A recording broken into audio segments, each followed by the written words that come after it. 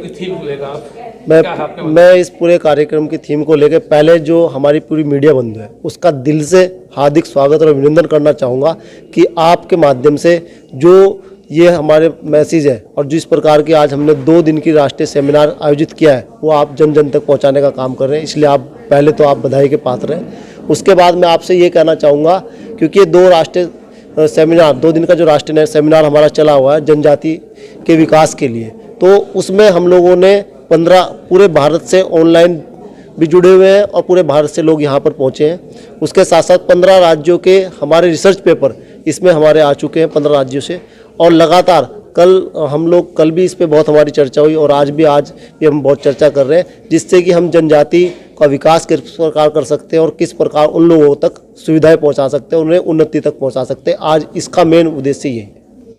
जी, 2 दिवसीय ये जो सेमिनार है जिसका जो एक विषय है कि किस प्रकार हम संरक्षण करें अपनी जनजातियों का लोक साहित्य के माध्यम से या फिर शिक्षा के माध्यम से। तो जैसे कि सर ने भी बहुत अच्छा बताया कि लोक साहित्य के माध्यम से हम कैसे इसको संरक्षित कर सकते हैं, तो मैं प्रकाश डालना चाहूँगी कि कैसे हम शिक्षा के माध्यम से जो हमारी जनजाति है इनका संरक्षण कर सकते हैं। क्योंकि अभी आपने देखा NEP 2020 आ रहा है, तो कैसे वो इसको बचाने के लिए NEP जो 2020 हमारे प्रधानमंत्री श्री जो मोदी जी लेकर आए हैं, तो उन्होंने भी इस बात पर कितना ज़्यादा जोर डाला है कि जो हमारी जनजातीय है वहाँ पर हम शिक्षा को कैसे पहुँचाएं, क्योंकि शिक्षा ही एक ऐसा माध्यम है जिससे हम उनको एक मुख्य धारा में ला सकते हैं। जैसे कि अभी सर ने भी बिल्कुल कहा कि मुख्य धारा की तो बिल्कुल हमें एक परिभाषा दोबारा से गढ़नी होगी, लेकिन क्या वो सुविधाएं उनको वहाँ पर मिल रही हैं जो बाकी लोगों को शहरों में मिल रही हैं या नहीं मिल रही हैं, उनको विद्यालय हम उनको अवेलेबल करा सकते हैं या नहीं। तो इसी पर आज की जो चर्चा है मैं वही करूँगी। तो जो बात मैं कह रहा था प्रमुख तरीके से कि हमें आपको ये सोचना होगा कि हम जिसे मुख्य धारा कह रहे हैं उसकी परिभाषा क्या है। क्या ज़रूरी है कि चम्मच से खाना ही मुख्य धाराईकरण है? क्या ज़रूरी है कि मड़वे की रोटी ना खाएं, आशीर्वाद का आटा खाएं तो ही मुख्य धाराईकरण है? हम मुख्य धाराईकरण किसे कहते हैं? हम जिस जल जंगल ज़मीन को बचाना चाहते हैं उसके लिए एनवायरनमेंट साइंस में डिप्लोमा करके बात की जाए तो ही मुख्य धाराईकरण है। अगर वो जनजाति कहता है कि भाई जल जंगल ज़मीन बचाया जाए तो क्या वो मुख्य धाराईकरण नहीं?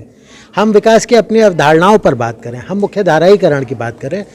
हम अपने सामाजिक मूल्यों को कैसे बनाते हैं, उसमें सत्ता और वर्चस्व की क्या लड़ाई होती है, अगर हम उस प्रक्रिया को सुदृढ़ कर लें तो शायद मुझे लगता है इस मुख्य धाराईकरण का सवाल वैसा नहीं रहेगा जैसा हम लोग अक्सर AC लगे बंद कमरों में बैठकर पूछते हैं या मंच से पूछते हैं। अगर हमें मुख्य धाराईकरण करना है तो हमें आपको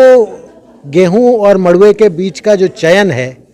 उस चयन को केवल सत्ता की लड़ाई ना मानकर उसे एक संदर्भ, एक प्रसंग और कहाँ क्या उगता है, और जो ऑर्गेनिक फूड आजकल तो आप लोग देख रहे होंगे कि ऑर्गेनिक फूड की बाढ़ आ गई, तो ऑर्गेनिक फूड तो वो पहले से ही खा रहे थे, वो जिस तरह के घरों में रहते हैं। अब आप ग्लोबल वार्मिंग की बात करने लगे हैं, आपका विकास ग्लोबल वार्मिंग तक ले जाता है, उनका विकास तो सतत विकास है। वो तो प्रकृति के साथ अगर उतने ही पत्ते इकट्ठे करते थे जितने पेड़ से गिरते थे तो जंगल कटान का मामला नहीं होता था ना, डिफॉरेस्टेशन का मामला। तो हम और आप अपने आप को उस मुख्य धाराईकरण की परिभाषा को दोबारा गढ़ने के लिए हमें सोचना होगा कि हम और आप मुख्य धाराईकरण से क्या समझते हैं।